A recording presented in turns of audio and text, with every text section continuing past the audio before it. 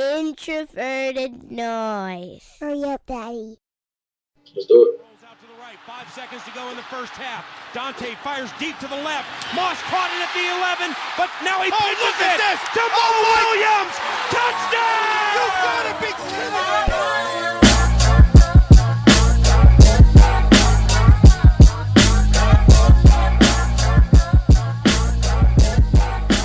Welcome back to another episode of the Climbing the Pocket podcast. I am your host, Jason Brown. You can find me on Twitter at BrownJason. It's been a little while. We've had a lot going on, but we are back and we are excited to get into this offseason, talk about some Vikings, talk about some NFL, Super Bowl, talk about some new leagues coming in, and just generally talk about what's been going on, what we've been up to, and how things are going, because why not? It's the offseason. What else are we going to talk about? So, let's hop right into it. We got the full crew, so we won't keep you waiting any longer. QB1, how you doing? How you been? You've been busy, my man. How's it going? Oh, snap. Did we lose JR already? Because I see him, but I can't hear nothing. Prince, can you hear me? Yeah, man. You know the rifle air of the QB thing. Yeah, the QB Man, I'm on my laptop. So it's moving like at a super slow pace. Okay. All right. There we go. We got JR back. Uh-oh. JR. Nah, it's called having a 10-year-old laptop. Bro, we gonna need to do better, man. Yeah. I'm gonna get an upgrade here soon. Cool, And man. JR is trying to negotiate a new contract and include him as a new laptop. Boom. All of us can't afford MacBooks, you know. Yeah, like Sexy Prince burning that one. Well, how you been, QB1? I've been good, man. Been on the road the past few weeks, but I've settled in now, so I'm excited. Cool. Myles, my man. What up? How things going? I feel like the travel has slowed down just a little bit. I leave in like 2 weeks. Hey, what, 2 weeks? 2 weeks? Did they give you a little break there, or has it just been, Yo, I'm going out to North Carolina. Oh, snap. Where, what part of North Carolina?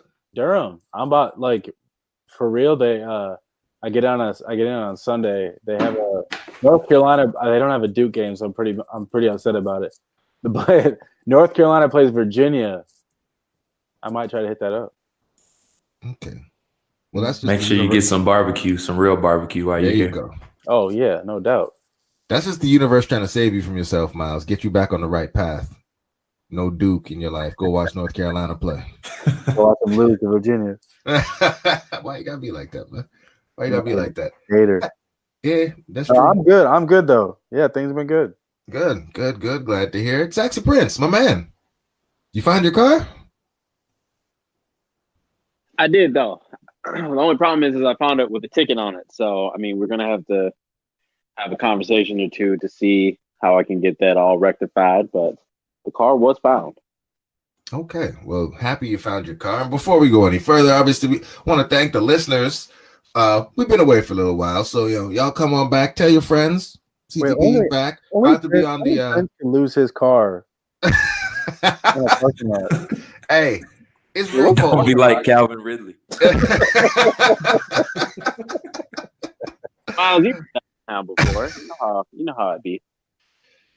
But you don't even drink, man. I mean, you don't have that excuse. Well, I mean, it was -2 degrees. So, I mean, I probably would have been looking more longer than, the 10 10, 15 minutes I was looking for. But weather did not permit me to actually find my car until. That's fair. That's fair. Well, JR, I mean, you teased it a little bit, but, you've been busy here in the last little bit. And, we were trying to get together before the trip so we could, give it a little preview. But, now that it's happened, we've been seeing some things, new podcasts, some interviews. You got to talk to us, man. How was the Senior Bowl? What was it like? What did you do? We need all the details, my man. It was awesome, man. And when I got down there, I really didn't know what to expect because I went by myself. So I had no idea what to expect at this event, but I had a fantastic time. And it's just amazing how much more coming back as opposed to when you went down. So the first day down there, it actually was the weigh-in. So just to set the setting a little bit, there's like this huge convention center with every single big executive inside of it. I mean, I walk in, I'm walking past Reggie McKenzie, John Lynch, Freddie Kitchens, and John Dorsey in his regular apparel. They're just all walking around like we're homeboys. So it's like a country club like atmosphere when you get there, and that's the best part about it. And those guys can just be themselves there. They don't have to worry about people running up to them asking for autographs or, a crowd of people just in an absolute melee trying to get to them. So they're just walking around, and it's just like a big convention. They're just greeting each other like they haven't seen each other in years, which they probably haven't seen each other since the Combine or even the Senior Bowl of last year. So they're just walking around and talking to each other. But once the weigh-in starts, everybody sits down. Usually all the scouts and all the executives sit down on the floor while the other guys, like us, the regular guys, were sitting in like some bleachers above them. So I'm sitting right behind Rick Spielman, George Payton, and Jamal Stevenson. All those guys have their legs crossed and their big binders on their laps, just sitting there, just watching guys cross the stage. And it's just funny seeing like everybody just ducking their heads over, nodding their heads as guys pass across stage, and you can hear the oohs and ahs. I know Tyree Jackson was a guy that had some oohs and ahs, and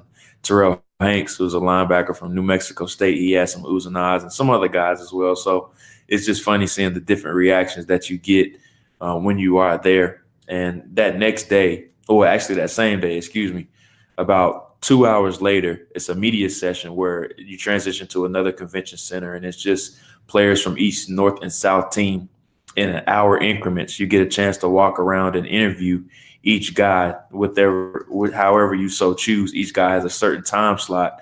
And also there's some podiums where they have more of the big notable name guys because they don't have as much time to walk around, because obviously they have some more media session as well. Like Deebo Samuel was one guy, and Drew Lock was another guy that didn't really have to walk around and meet and greet every single person, but rather they just had that 30-minute podium session, and then they were off after that. So Will Greer was another notable name guy that actually didn't show up, and there were some rumors about that, but I think he simply just forgot that he did have a media session at that point. But that's another story for another day. But I posted some of the videos that I got with some of the guys. I know Don Reisner, Garrett Bradbury, and a host of other guys with some popular videos that I posted on Twitter. So that's kind of the setting that you get with that. And then the next 3 days are just practice days, Tuesday, Wednesday, and Thursday. I know Tuesday was the very first day of practice, and we actually got a chance to go on the field. I actually snuck onto the field. I lied and said I was a chief scout, but don't tell nobody else that's how I was able to stay on the field. So they only let photographers on the field during practice and actual scouts, but I actually had a credential that it really was a scout's credential. I don't know how that happened, but I lied and said that I was a chief scout, and they didn't check my name or anything. So I was able to get down on the field for all 3 days, or actually 2 days, Tuesday and Thursday, because Wednesday got rained out because the weather was really bad there. But it's just really great getting an up close and personal look at guys, because you watch the all 22, you watch the YouTube highlights and stuff of that nature, but you really don't get to see these guys behind the screen. Or behind the scenes, you get to peel the curtain back and really see how these guys practice and how they move around, how they interact, who's a leader, who's more of a lead by example guy, who's a vocal guy. So just seeing stuff like that was really cool. And if anybody's ever on the fence about attending the Senior Bowl, I highly recommend it. Okay, well, a couple questions I have for you here, and I'll open it up because I know Myles has some things I'm sure he wants to ask you, because you've been feeling some kind of way about not going to the Senior Bowl. But so, you mentioned it's like a country club atmosphere. Folks are kind of, in a different, more relaxed setting without getting yourself into any trouble of all like the teams. Maybe just keep it at teams and like your media outlets or whatever. Like, what groups of people did you kind of see or interact with that seem to be having like the best time, the most fun when you got away from the football stuff while you were down there? Oh, it was the Cleveland Browns by far. Freddie Kitchens, man. That dude, he's hilarious. He's just walking around the bar having a great time. And you can tell, like, this trip was really him celebrating him becoming the Cleveland Browns head coach without going into too much detail. He was really enjoying himself, and Alonzo Highsmith was right there by his side. And I only saw John Dorsey at football-related events, but you can tell that Alonzo Highsmith was really like his chauffeur or his right-hand man while he was down here in Mobile. But the Browns overall had the most representation, not just high-rank executives, but scouts overall. The team that I didn't see much of, the Miami Dolphins, for obvious reasons, just because they don't have their personnel in place right now. So I didn't see any representatives of them. The Vikings had some really good representation as well. I actually had a chance to have a really good conversation with Jamal Stevenson at practice as he was watching the offensive lineman. He was standing right behind them. So hint at that. He was standing directly behind those guys for an extended period of time. So it was really good to have a really good talk with him. And Deebo Samuel was another guy that they were really interested in. They had a really long talk with him at the practice. And Andre Patterson on Tuesday, he had a really long extended talk with Texas defensive end Charles Omenihu, who really fits a lot of their traits as well. So keep an eye on those two names. But the Cleveland Browns by far and Freddie Kitchens were the people that really enjoyed the Senior Bowl the most. So, I mean, you mentioned they were looking at the offensive lineman, but you also mentioned some non-offensive line positions, which will make Vikings fans nervous. Of the players they were watching, are they spread out in terms of where you would see them going in the draft, or are those all early round players? Like, I guess, what did you see in terms of kind of were they all looking at first round players, second round players, or was it like all throughout the entire draft? Well, the thing about the Senior Bowl is kind of like scouts don't really want to show their hand too much. So they'll make sure they spend a set amount of time at each position.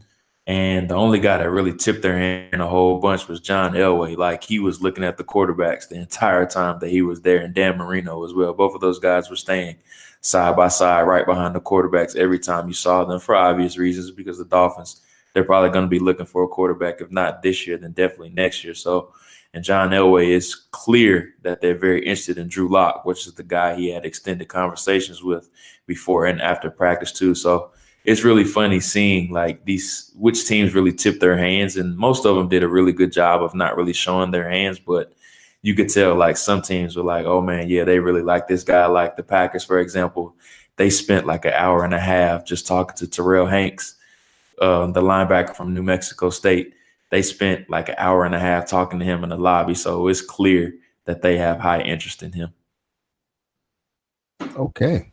So, Myles, I feel like you might have some questions for JR. Is there anything you wanted to get off your chest or ask him while we're talking about the Senior Bowl?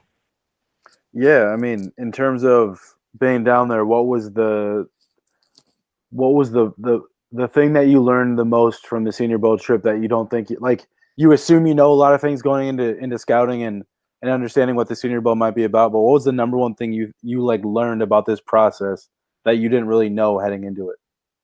Well, it's that you can't really look at every single position, and that people are going to have a million different opinions based on the practice and what they saw. And you saw it on Twitter. I'd say, oh, Daniel Jones, he doesn't look very good in practice today. And then another person will say, oh man, Daniel Jones is throwing the crap out the ball. So there's going to be a million different evaluations of guys in practice. And then it's impossible to look at every single position, every single practice. So what I learned was that just pick a day to where you want to look at a certain position. Like the first day, I focused on the skill position guys like the receivers and the corners. That's what I watched the first day. The second day, or on Thursday, I really focused on the offensive and defensive linemen. So just focusing on certain spots as opposed to trying to look at the whole picture as a whole. Definitely. That's what's up.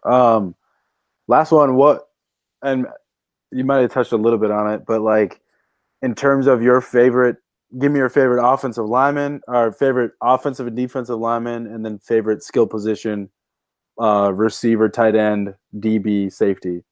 So I got quite a few. Just offensive linemen, my favorite was Dalton Reisner, Chris Lidstrom, and Garrett Bradbury. All three of those guys, I think they got better as the event went on. They had pretty rough first days, but that's expected because they weren't really wearing many pads, and it's really hard to play offensive line in practice without wearing pads. But once they were able to put those pads on, all those guys really started to shine, especially Bradbury. And I was really surprised that he ended up weighing over 300 pounds, which was always the biggest bugaboo about him going into the Senior Bowl, was that, is he going to weigh over 300 pounds? A lot of people were saying that he's probably going to be in the 295-pound range, but I think he ended up weighing at 304 pounds in the weigh-in, which is great for him. So he's probably firmly going to be the number one center on a lot of teams' boards, and pretty much every team talked to him before and after practice down there. So definitely those three guys. But my favorite matchup of the entire week was watching Deebo Samuel and Rock Ya-Sin.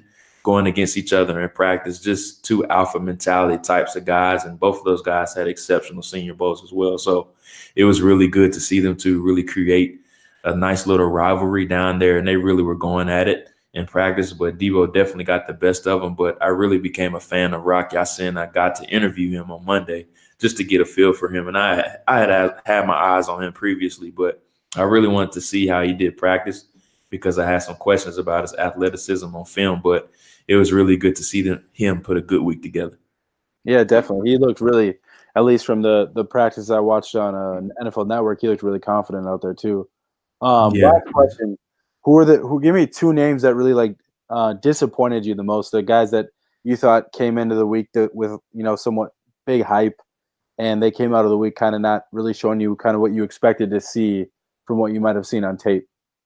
Well, Daniel Jones is definitely one that I thought was a bit disappointing just because of the first round potential that he's getting right now. And I just didn't see a first round player with him. And it was really windy all two practice days that we did get to see. And he was just really struggling to throw the ball in the wind. And he showed some really good throws from time to time, but he was by far the biggest disappointment to me.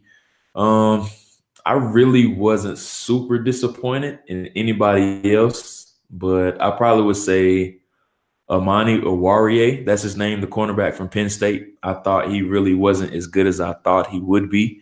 And Nasir Adderley, I thought he was a bit disappointing as well, but just going back and thinking about it, they put him in a lot of man coverage situations, and that's just not where his game is dictated because he's a single high safety.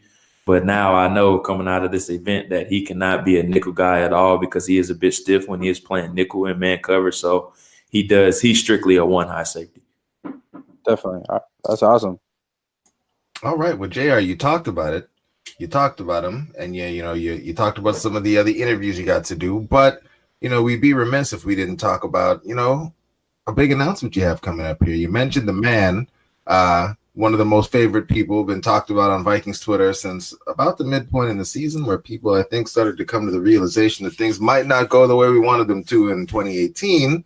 And we're really talking and focusing in on those offensive linemen. So, JR, my man, why don't you tell the people a little bit about this new adventure you got going on here? And, you're the first guest that you had on the new pod. Yeah, so I've partnered with Kevin Jones and a company called Blue Wire Podcast. It's one of the fastest growing podcast networks in the entire country. And he reached out to me and said that they needed a draft guy, and I was very welcoming of that. We sat down and talked some things over, and he wanted to have a headliner guy on the first episode, and that was the main reason, one of the biggest reasons why I wanted to come out of the Senior Bowl with a headliner name on the first episode of the podcast. And I reached out to Dalton Reisner my very first day down there. He actually was the first person that I interviewed, and you guys saw the Twitter clip that I posted. And after I posted that, he was like, "Hey man, I really like what you're doing. You asked some really good questions, keep in touch." So we exchanged numbers, and I reached out to him and just asked him to be my first guest, and he was very welcoming, and the interview was fantastic. So go on iTunes, Stitcher, whatever platform that you love to use, Spotify, and look at the draft board. That's the name of the podcast. Be sure to subscribe and leave a 5-star review. Boom. Y'all heard the man. The draft board with Jordan Reid. Check it out. And subscribe, like, review, all those good things. And when you're done doing that, if you haven't done those for our podcast, do all those good things for us too. Okay. Switching gears. Myles. You've been talking for a little while. You've been cooking up some stuff for us, talking about fixing the offensive line. You did some work on that. Couple great articles that if you're listening and haven't checked them out already, make sure you do that. I will put those back in the show notes. But you've also been teasing us a little bit about some other things that you might be working on here, some different directions the Vikings might be able to go. Could you give us a little bit more, some details on what you might be working on for us there, what people should be looking for? They should guess if they've seen anything on your Twitter timeline. But if for the folks that don't follow you or haven't been paying attention, what you got in the works? Yeah, so I'm really big into. I think I've been saying for a while now. I think this offseason needs to really be about addressing the offense. I think that's going to be what really makes the difference for the Vikings moving forward is how they can improve their offense, because we know under Mike Zimmer that they're going to have a good defense, even if they were to lose a key player or two. They'll always be competitive, always be a really good defense, and they don't need to be a top 1 to 2 defense to be successful, especially if they're willing to improve their offense to do it. So for me, I've really been looking at ways on how they can improve the offense, and I like you said, Jason, I really started with the offensive line. I wanted to find some solutions to some names that I feel like they could potentially address to bring in this offseason, be draft and free agency or trade.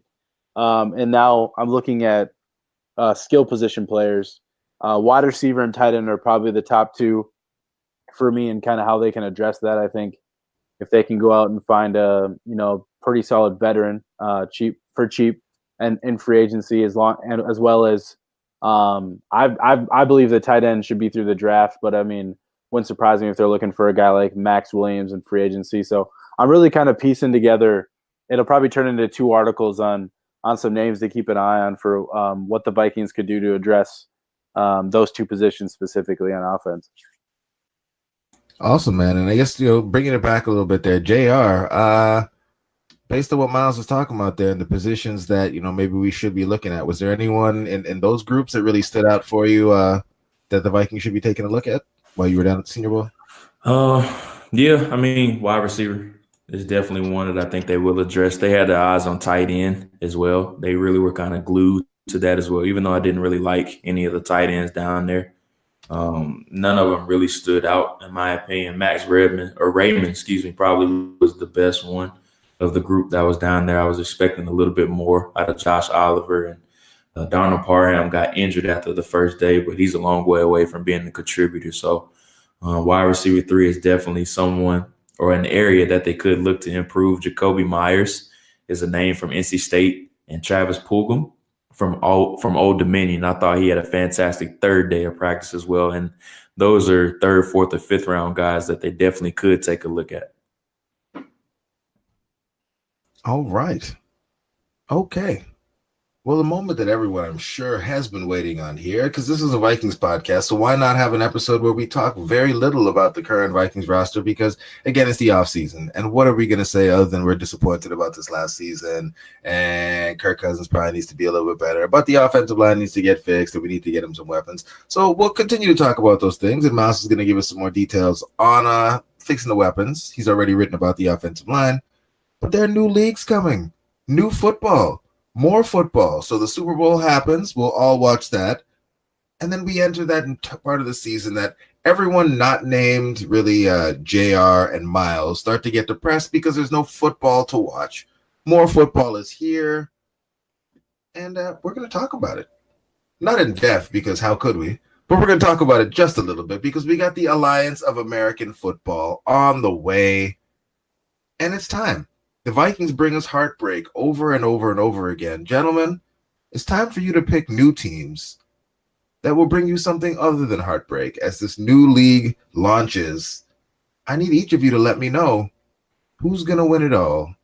And what team are you riding with here as the AAF kicks off? So actually, no, Saxy Prince. I haven't heard from you in a while, and it's making me nervous. Lead us off here. Let me know. Who's your squad? Who you rolling with? And most importantly, why are you rolling with them? Yeah, man, I could not pick this team, right? Because this team is filled with former Minnesota Golden Gopher players. As soon as I saw the roster, I'm like, this is going to be the squad that's going to win it. It has Marius Travis, safety. It has Andrew Stelter, defensive tackle.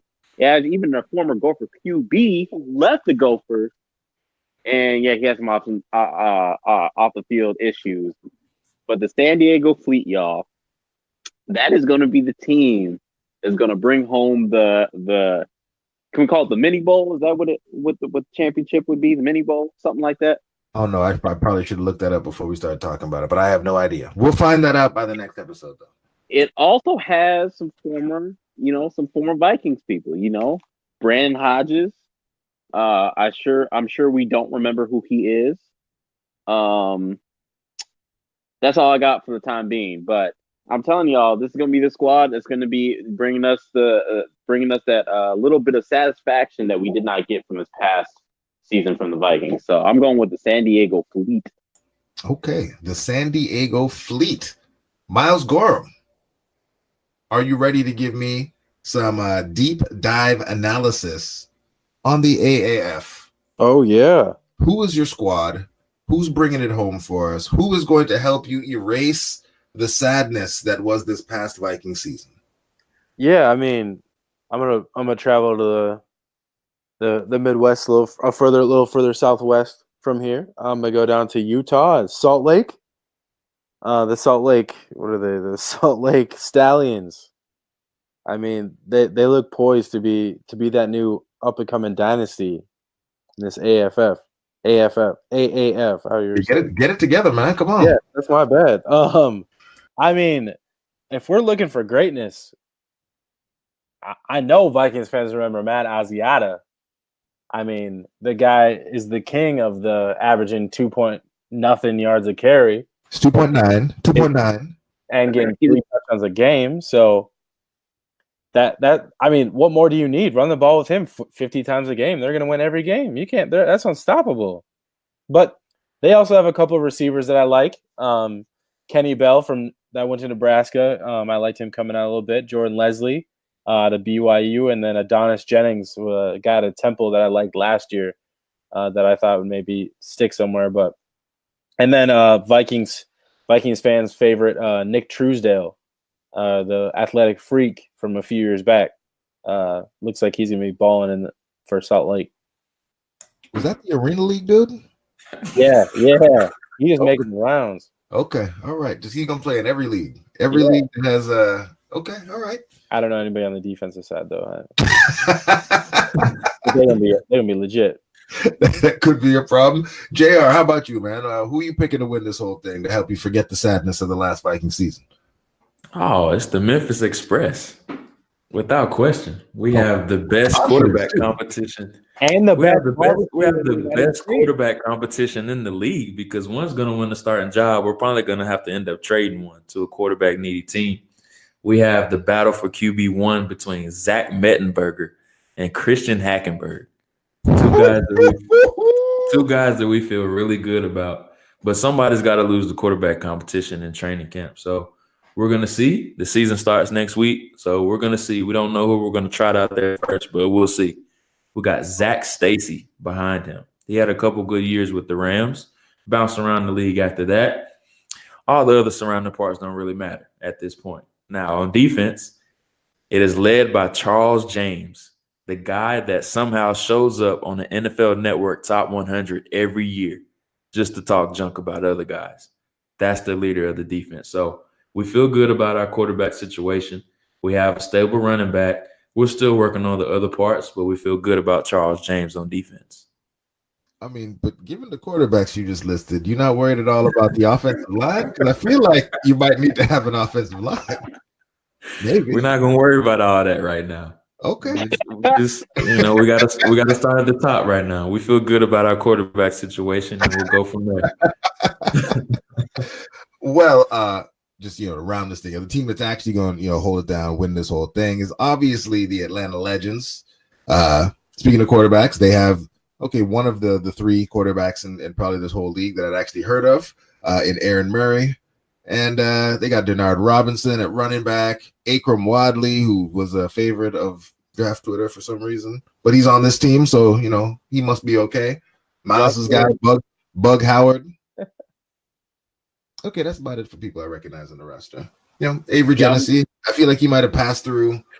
Was it the Browns? Oh God, I actually like Genesee. Yeah, I feel like I've seen his name somewhere before, so he's on the roster. And then, like most of these, Brandon Watts, former Viking, holding it down in the linebacking core. And that's about it. Peter Pujols, the backup quarterback, he was with the Vikings last year. Oh God, He sure was. Appreciate that. There we go. That's the squad. It's the squad. The Atlanta Legends go hold it down. Yeah, we got to have a friendly wager with all these teams. I mean, we know the San Diego Fleet is going to come and win the sweep of the competition, but we got to have some kind of CTP friendly wages that we got or on the winning squad by the end of this mini bowl. I'm gonna call it the mini bowl. I don't know what it's actually called. All right, well, we'll work on that for the next episode. You can come up with something. Okay, cool with me. We'll figure something out. Well, yeah, that's really it. That's all. There's not really much else we need to really get into now. We got a long off season. You know, the QB annual came out this past week. You know, my man Dr. Eric Eager's been making the rounds. We may bring him in to talk a little Kirk Cousins Vikings quarterback situation.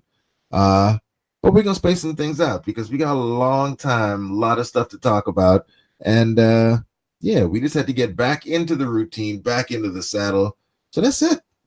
That's all. Before we get up out of here, JR, because you are among the hardest working men in draft business, show business. What you got cooking up, man? What else other than the new pod should people be on the lookout for?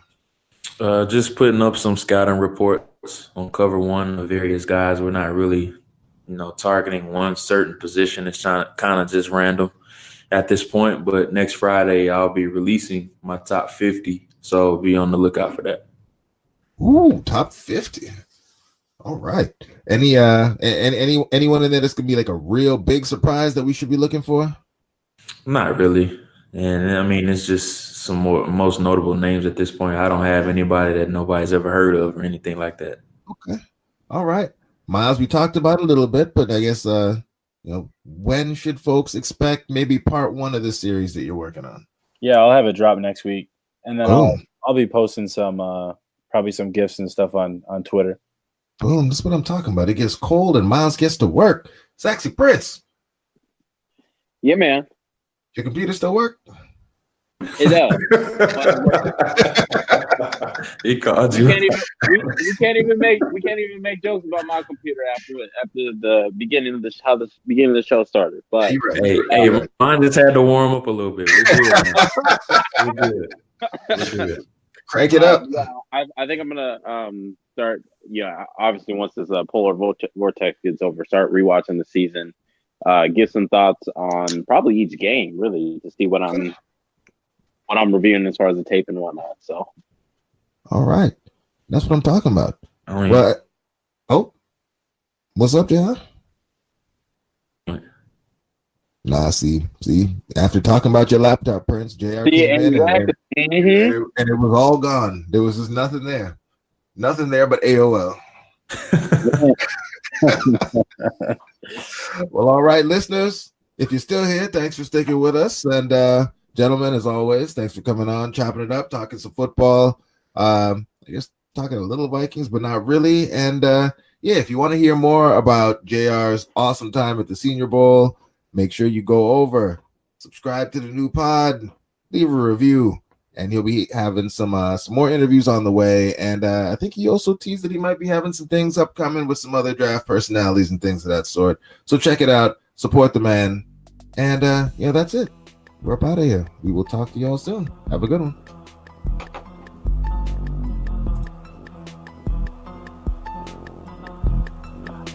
or we won't. Either way. Either way it all works. It is funny though that like a lot of these teams, a lot of the guys that they brought in are just dudes from that state. Well, yeah, I think that's part of the whole draw. I think one of the things is like local talent or whatever. Yeah, they do.